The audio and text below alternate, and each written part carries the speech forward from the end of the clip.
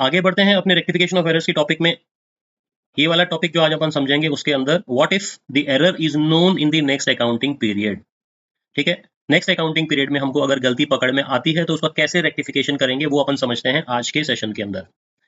Session 1 के अंदर अपन ने बात किया what if the error is known before the trial balance बनने से पहले की गलती। अगर एरर एक ही सिंगल अकाउंट में है तो हम स्टेटमेंट बनाएंगे, जर्नल एंट्री नहीं बनाएंगे, ये अपन ने किया था।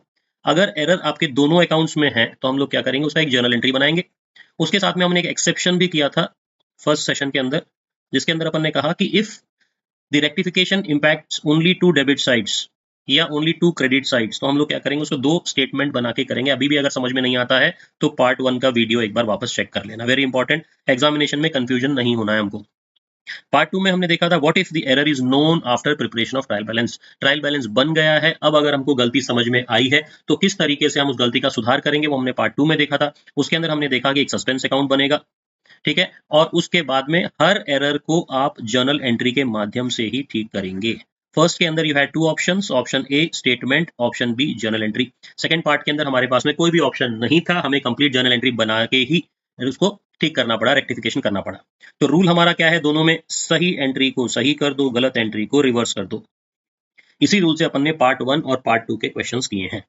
आगे बढ़ते हैं। अब अपने को ये पता चलना चाहिए कि अकाउंट्स हमारे 3 तरह के होते हैं। नेक्स्ट ईयर की अगर अपन रेक्टिफिकेशन की बात करते हैं तो सबसे पहले अपने को समझना पड़ेगा हमारे अकाउंट्स 3 तरह के होते हैं, रियल अकाउंट, पर्सनल अकाउंट और नॉमिनल अकाउंट। रियल अकाउंट का मतलब क्या है, वो सारे accounts, furniture, land, building, plant, machinery, वो इनकी लाइफ खत्म नहीं होती है, year after year after year ये कंटिन्यू करते जाते हैं। पर्सनल अकाउंट का मतलब क्या हुआ, Ram account, Shyam account, state bank of India account, bank of India account, ICICI bank account, ये होते हैं हमारे पर्सनल अकाउंट। उसके बाद में होते हैं नॉमिनल अकाउंट्स, मतलब वो सारे अकाउंट्स जिनका उम्र 1 साल से ज्यादा नहीं होता, मतलब इनको खत्म होना ही पड़ता है प्रॉफिट एंड लॉस अकाउंट में जाके। तो इसका मतलब क्या है, रियल और पर्सनल अकाउंट जो भी होते हैं वो हमारे कंटिन्यूअस टाइप के अकाउंट्स हैं। मतलब पिछले साल का जो क्लोजिंग बैलेंस है इस साल का ओपनिंग हो जाएगा, इस साल का जो क्लोजिंग होगा नेक्स्ट ईयर का ओपनिंग हो जाएगी, कंटिन्यू होते जाते हैं रियल अकाउंट और पर्सनल अकाउंट। ये डिफरेंस समझना बहुत जरूरी है क्योंकि इसके बिना हम लोग इस वाले टॉपिक के रेक्टिफिकेशन नहीं कर पाएंगे। इसका मतलब सेम अकाउंट के बैलेंसेस कैरी फॉरवर्ड होंगे नेक्स्ट ईयर भी विदाउट एनी ब्रेक। लेकिन बात अगर अपन करते हैं नॉमिनल अकाउंट के, जैसे कि वेजेस हो गए, रेंट हो गए, सेल्स हो गए, पिछले साल का है तो इसको नेक्स्ट ईयर हम कैरी फॉरवर्ड नहीं करते हैं। देखो यहाँ पे कनेक्टेड लाइन से यहाँ पे कोई कनेक्शन नहीं है, there is no connection here. तो हम लोग क्या करते हैं, इस साल सारे के सारे बैलेंस आपके जीरो हो जाते हैं। क्यों? क्योंकि पिछले साल हमने इसको ट्रेडिंग पी&एल में डाल के खत्म कर दिया था और ट्रेडिंग या पी&एल का जो भी बैलेंस था वो अपन ने कैपिटल अकाउंट में ले जाके ट्रांसफर कर दिया था। तो ये लॉजिक अगर समझ में आता है तो इस वाले सेशन के अंदर किसी भी तरह की गलती आपसे नहीं होती। ठीक है, रियल या पर्सनल अकाउंट और नॉमिनल अकाउंट का सिंगल लाइन के अंदर रूल्स अगर देखना चाहें या समझना चाहें तो रियल या पर्सनल अकाउंट की कोई भी गलती होगी वो उसी अकाउंट से सुधार किया जा सकता है क्योंकि ये सारे के सारे कंटिन्यूअस अकाउंट्स हैं।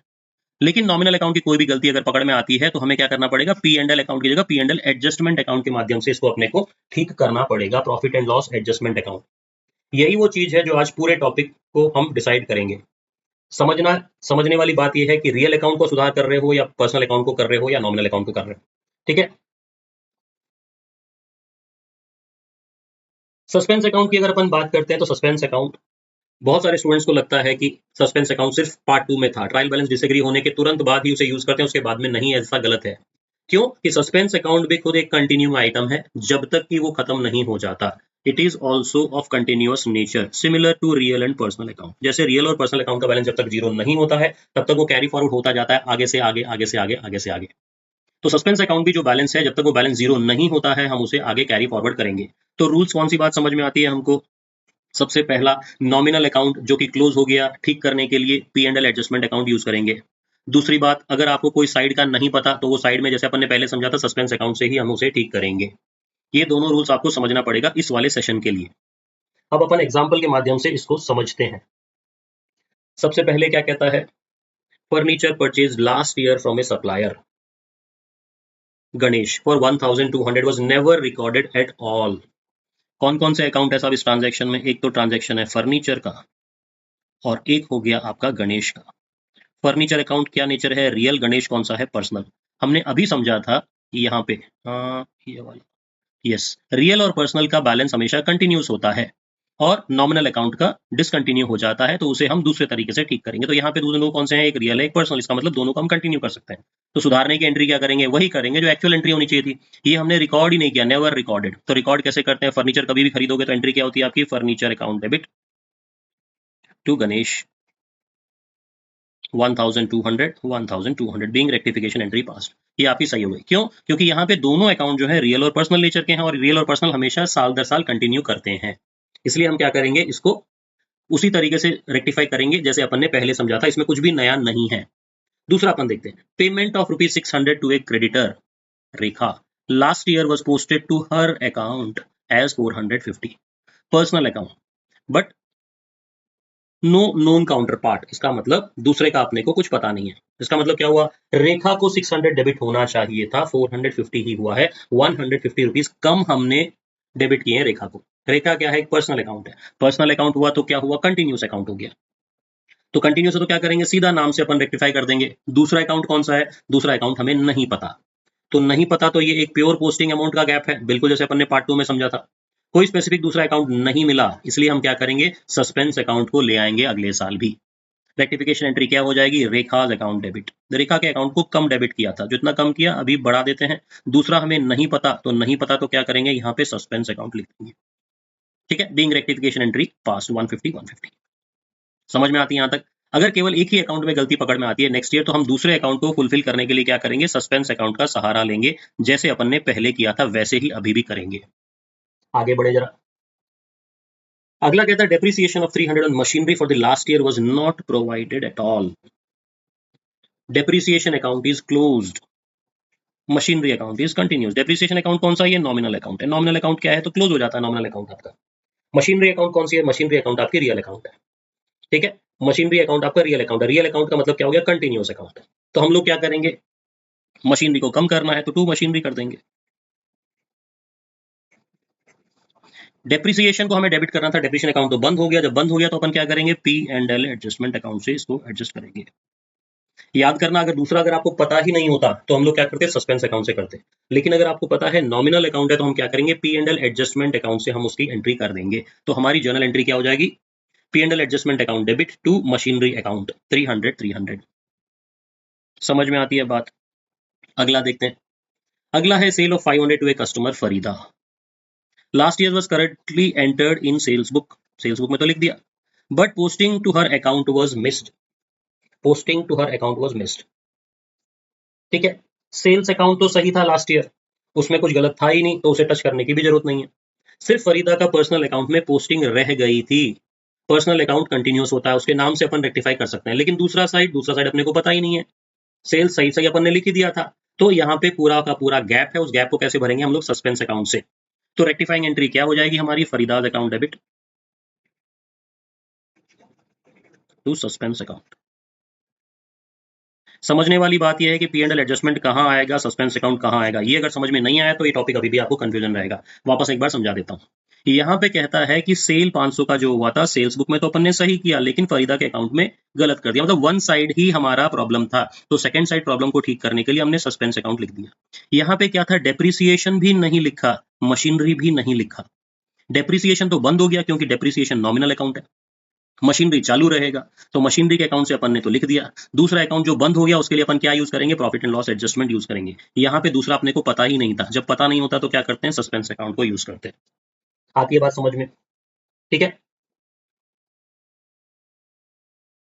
Commission receive 200 last year. Commission आपको मिला 200 रुपीज का। It was not recorded at all. इसका मतलब इसको आपने कहीं लिखा ही नहीं है। ठीक है, तो करेक्ट एंट्री जो होनी चाहिए थी वो कैश क्या था, वो cash account debit to commission होना चाहिए था। Cash account debit to commission होना चाहिए था। ये थी आपकी करेक्ट एंट्री। ठीक है, हमने क्या किया, हमने एंट्री की ही नहीं। अब देखिए दोनों अकाउंट कौन कौन से हैं। कैश अकाउंट है आपका, रियल रियल अगर है तो सुधार हो सकता है उसके अंदर। दूसरा है कमीशन, कमीशन कौन सा है, नॉमिनल अकाउंट। नॉमिनल अकाउंट है, इसका मतलब क्या होगा, नॉमिनल अकाउंट ऑलरेडी क्लोज हो गया है। नॉमिनल अकाउंट ऑलरेडी क्लोज हो गया है तो हम लोग क्या करेंगे, profit and loss adjustment account से ही एंट्री करेंगे। तो एंट्री क्या हो जाएगी, cash account debit to P&L adjustment account. Suspense नहीं होगा यहाँ पे। क्यों नहीं होगा, क्योंकि दूसरा अकाउंट अपने को पता है। लेकिन पता तो है, लेकिन उस अकाउंट को अपन यूज नहीं कर सकते। क्यों नहीं यूज कर सकते? क्योंकि साहब वो क्लोज हो गया है। तो पांचों इलस्ट्रेशन में अपन ने क्या देखा है? पहले में हमने ये देखा है कि अगर डायरेक्ट अकाउंट है, रियल और पर्सनल, तो सीधी सीधी हम लोग एंट्री कर सकते हैं। फर्स्ट वाला ये डायरेक्ट अगर है तो सीधी सीधी एंट्री कर सकते हैं। सेकंड में हमने क्या देखा? हमको एक अकाउंट तो पता है लेकिन दूसरे का पता नहीं है। एक पता है दूसरा पता नहीं है, तो क्या करेंगे? सस्पेंस अकाउंट को लेके आएंगे। तीसरे में अपन ने क्या किया? दोनों पता तो है लेकिन एक को आप खोल ही नहीं सकते वापस, तो क्या करेंगे? पी एंड एल एडजस्टमेंट से ठीक करेंगे इसको। उसके बाद में क्या किया अपन ने? फोर्थ में यहाँ पे भी वन साइडेड का था, दूसरा साइड आपको पता नहीं था तो आपने क्या किया? सस्पेंस अकाउंट से एडजस्ट किया। फिफ्थ में आपने क्या किया? फिफ्थ में आपको पता तो है दोनों अकाउंट है, लेकिन ये वाला अकाउंट, इसकी उम्र पिछले साल ही खत्म हो गई, इस साल आप उसको लिख नहीं सकते। नहीं लिख सकते, इसकी जगह क्या यूज करेंगे? P and L adjustment account use करेंगे। तो इस तरीके से हम लोग क्या करेंगे? सभी एरर्स को रेक्टिफाई करेंगे in the next financial year. एक और एग्जाम्पल देखते हैं जिसके अंदर अपन कंप्लीटली एग्जाम फॉर्मेट में जो 10 नंबर का क्वेश्चन आता है उसी फॉर्मेट में अपन देख लेते हैं। क्या कहता है? Mister Verma's trial balance last year did not agree, difference of 200 debit was placed in the suspense account। 200 रुपए का डिफरेंस था ट्रायल बैलेंस में, जो सस्पेंस अकाउंट में डेबिट में लिख दिया। And the books were closed with that balance still outstanding, books of accounts को क्लोज कर दिया। दिस ईयर, इस साल में, the following errors related to the last year were discovered, no further errors could be located. ये गलतियां जो थी वो पकड़ में आ गई। कौन कौन सी थी देख लेते हैं। सबसे पहले कहता है कि cheque of 500 received from debtor, Naresh posted to his account as 430। सुधार करते हैं, एक एक करके यहाँ पे लिखना शुरू करते हैं अपन। पहला एंट्री तो आपका है ओपनिंग ट्रायल बैलेंस के अंदर, तो हम 200 रुपीज तो सस्पेंस अकाउंट में लिख देंगे, ये ओपनिंग बैलेंस का लिख देंगे। सेकंड क्या कहता है? सेकंड कहता है cheque of 500 received from debtor Naresh posted to his account as 430। क्या हुआ साहब? 500 रुपए का जो चेक मिला है लिख दिया 430, इसका मतलब 70 रुपए कम क्रेडिट हुआ है। नरेश का अकाउंट कौन सा है? पर्सनल अकाउंट है। पर्सनल अकाउंट है तो कंटिन्यूअस है, कंटिन्यूअस है तो सीधा रेक्टिफाई हो जाएगा। दूसरा एंट्री, दूसरा अकाउंट कौन सा होगा? दूसरा अकाउंट कुछ दिया ही नहीं है यहाँ पे, दूसरा अकाउंट नहीं दिया तो क्या हो जाएगा? सस्पेंस अकाउंट हो जाएगा। ठीक है, सस्पेंस अकाउंट हो जाएगा तो एंट्री क्या हो जाएगी? Suspense account debit to Naresh account. Naresh से हमको 500 मिले लेकिन लिखे 430 ही हैं, तो 70 और लिखना पड़ेगा, 70 लिख देंगे। दूसरा हमको पता नहीं है, पता नहीं होता है तो सस्पेंस अकाउंट लिखेंगे, नरेशन लिखेंगे, being rectification entry past. Narration नहीं लिखेंगे तो पूरे नंबर नहीं मिलेंगे, याद रखना। बार बार एक ही बात कहता हूं मैं, जर्नल एंट्री जब तक कंप्लीट नहीं होगी जब तक कि आप उसका नरेशन नहीं लिखते हैं। अगली बात करते हैं, building repairs 180 debited to building account. देखिए क्या हो गया, बिल्डिंग का रिपेयर्स वो 180, लेकिन कहां लिख दिया? गलती से बिल्डिंग अकाउंट में ही लिख दिया। लिखना था कहां पे? रिपेयर्स अकाउंट में होना चाहिए था। ठीक है, कहां होना चाहिए था? रिपेयर्स अकाउंट में होना चाहिए था, रिपेयर्स। अब रिपेयर्स अकाउंट क्या है? नॉमिनल अकाउंट है, तो नॉमिनल अकाउंट को तो आप वापस खोल नहीं पाएंगे। नॉमिनल अकाउंट को खोल नहीं पाएंगे तो क्या करेंगे? पी एंड एल एडजस्टमेंट को लिखेंगे, P and L adjustment account. ठीक है, तो जर्नल एंट्री क्या हो जाएगी आपको? बिल्डिंग में गलती से आपने डेबिट कर दिया, गलती से डेबिट कर दिया, सुधारोगे कैसे? बिल्डिंग को क्रेडिट करके। तो बिल्डिंग को क्रेडिट करना है, डेबिट किसे करेंगे? पी एंड एल एडजस्टमेंट को करेंगे। यहाँ पे दोनों साइड्स हमको पता है। C entry, profit and loss adjustment account, क्योंकि नॉमिनल अकाउंट को आप वापस कैरी फॉरवर्ड नहीं कर सकते हैं। 180 टू बिल्डिंग अकाउंट, बिल्डिंग में हमने गलती से लिख दिया था, सुधारने के लिए क्या करेंगे? बिल्डिंग अकाउंट को क्रेडिट कर देंगे, नरेशन लिख देंगे इसमें। अगला देखें, credit sale of 380 to a customer Salma recorded properly to sales account. Sales account में तो आपने लिख दिया लेकिन सलमा के अकाउंट में नहीं लिखा, तो क्या करेंगे? सलमा के अकाउंट में लिख देंगे। सलमा कौन सा अकाउंट होता है? पर्सनल। पर्सनल अकाउंट होता है तो डायरेक्ट एंट्री हो जाती है। दूसरा साइड हमको पता ही नहीं है, जब पता नहीं है तो क्या होगा? जब नहीं पता होता है तो सस्पेंस अकाउंट आ जाता है। तो एंट्री डी की कौन सी होगी? Salma's account debit to suspense account. कितना होना चाहिए था ये, जो भी अमाउंट है 380 है शायद, देख लेते हैं। Being sale not posted to Salma's account now rectified. ठीक है, आगे देखते हैं क्या कहता। Received cash from debtor Iqbal 250, recorded properly in the cash book. Cash book में हमने बराबर लिख दिया जहां लिखना था, but the personal account of Iqbal was debited. ये देखो, अब यहाँ पे एक नया ट्विस्ट है। डेटर इकबाल से 250 रुपए मिले थे, कैश बुक में तो अपन ने सही लिख दिया, पर उसके पर्सनल अकाउंट में डेबिट लिख दिया था, जबकि होना क्या चाहिए था, क्रेडिट होना चाहिए था। रॉन्ग साइड वाली गलती है। जब कोई एंट्री सही अकाउंट में पर गलत साइड में चली जाती है तो क्या करेंगे, रेक्टिफाई करने के लिए डबल अमाउंट निकालेंगे उसका। क्यों, क्योंकि पहले वो गलत डेबिट जो हुआ था उसे सही करने के लिए क्रेडिट करना है, और बाद में जो एक्चुअल क्रेडिट होना चाहिए था उसको आपको लिखना पड़ेगा। इसका मतलब 250 गलती से जो डेबिट कर दिया उसको सुधारने के लिए 250 क्रेडिट लिखेंगे पहले तो, उसके बाद में वास्तव में 250 मिले हैं तो 250 क्रेडिट करना पड़ेगा। इसका मतलब डबल अकाउंट से इसको अपने को क्रेडिट करना पड़ेगा। दूसरा साइड हमको पता नहीं है, क्यों, क्योंकि कैश बुक में तो सही से एंट्री कर दी, दूसरा साइड अपने को पता ही नहीं है। नहीं पता होता तो क्या होता है, नहीं पता होता है तो आप लोग सस्पेंस अकाउंट को एंट्री कर देते हैं। तो एंट्री क्या हो जाएगी, suspense account debit to Iqbal, कितने से करेंगे, 500 से करेंगे। आ जाता है समझ में। और देखें कुछ है, बस और कुछ नहीं है। तो अब क्या करना है, अपने को सस्पेंस अकाउंट बनाना है। ठीक है, सस्पेंस अकाउंट बना देते हैं। ये फॉर्मेट मैंने बना रखा है सस्पेंस अकाउंट का। अब सस्पेंस अकाउंट में क्या करेंगे, ये देखिए शुरुआत कहां से करनी है, सस्पेंस अकाउंट की शुरुआत कहां से करनी है आपको, देखिए डेबिट साइड में क्या कहता है, जो भी बैलेंस था वो हमने डेबिट साइड में लिख दिया है, तो हम लोग क्या करेंगे, यहाँ पे लिखेंगे टू बैलेंस, और यहाँ पे लिख देंगे हम लोग 200 रुपीज का। उसके बाद में देखें सस्पेंस अकाउंट कहाँ कहाँ लिखा है अपन ने, सस्पेंस अकाउंट देखें कहाँ कहाँ लिखा है। ये 200 का अपन ने लिख दिया। अगला देखिए क्या कहता है, suspense account debit to Naresh, तो सस्पेंस अकाउंट के डेबिट में लिख देंगे टू नरेश। कितना है, सॉरी 70 रुपीज, ये हमने लिख दिया यहाँ पे 70 रुपीज।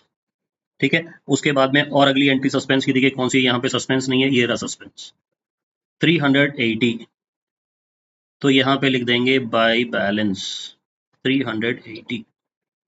और देखें कहाँ है सस्पेंस, सस्पेंस टू इकबाल 500 रुपया, suspense account debit to Iqbal 500 rupees. ठीक है, तो यहाँ पे टोटल कितना हो जाता है, 770 है, और क्रेडिट साइड में कितना है, 380 है। इसका मतलब क्या हुआ, टोटल का तो 770 है, और लेकिन क्रेडिट का टोटल अभी भी 380 है। इसका मतलब मैच नहीं करता है। क्वेश्चन ये भी कहता है कि कोई और गलती नहीं मिला, तो क्या करेंगे, ये जो भी डिफरेंस होगा वो हम लोग क्या करेंगे, कैपिटल अकाउंट में ट्रांसफर कर देंगे। ये याद रखना बड़ा इंपॉर्टेंट चीज है। अगर आपको क्वेश्चन में कहता है बाकी कोई गलती नहीं मिली है, तो हम लोग क्या करेंगे, डिफरेंस को हम कैपिटल अकाउंट में ट्रांसफर कर देंगे। डिफरेंस आपका बराबर करने के लिए क्या करना है, यहाँ पे बाय कैपिटल अकाउंट लिखूंगा मैं। बाय कैपिटल अकाउंट लिख के मैं 300, कितना डिफरेंस उसका 390, ये मैं अगर करूंगा तो 770 का टोटल मुझे मिला के कंप्लीट कर देना पड़ेगा। ठीक है, इस तरीके से मैं सस्पेंस अकाउंट को कंप्लीट करूंगा। अब बात करते हैं P and L adjustment account को। P and L adjustment account में देखें कौन कौन से आए हैं यहाँ पे। P and L adjustment account में सबसे पहले आया है टू बिल्डिंग। ठीक है, तो पी एंड एल अकाउंट में लिख देते, सस्पेंस अकाउंट एडजस्टमेंट अकाउंट में लिख देते हैं टू बिल्डिंग। कितना है बिल्डिंग में, 180 रुपीज, 180 रुपीज हम लिख देते हैं पी एंड एल अकाउंट के सस्पेंस साइड में। उसके बाद में और क्या है पी एंड एल एडजस्टमेंट में, बस कुछ नहीं है, पी एंड एल एडजस्टमेंट में इतना ही है। तो क्या कर देंगे, जो भी आपका डिफरेंस है वो अपन के कहाँ पे ट्रांसफर ले जाके करते हैं, कैपिटल अकाउंट से कर देते हैं। तो यहाँ पे क्या करेंगे, बाय कैपिटल अकाउंट कर देंगे, 180 रुपीज लिख के इसको हम लोग खत्म कर देंगे। आती है बात समझ में।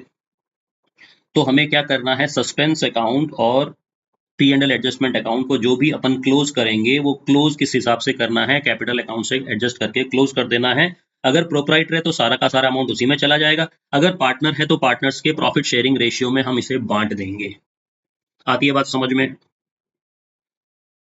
ये हमने कर लिया है कंप्लीट थ्योरी, सभी चीजों का रेक्टिफिकेशन, जिसके अंदर अपन ने 3 अलग अलग सेशंस निकाले हैं। पहले सेशन में ट्रायल बैलेंस बनने से पहले की गलतियां देखी थी, सेकंड में हमने ट्रायल बैलेंस बनने के बाद की गलतियां देखी है, थर्ड सेशन में हम लोग साल कंप्लीट होने के बाद किया है।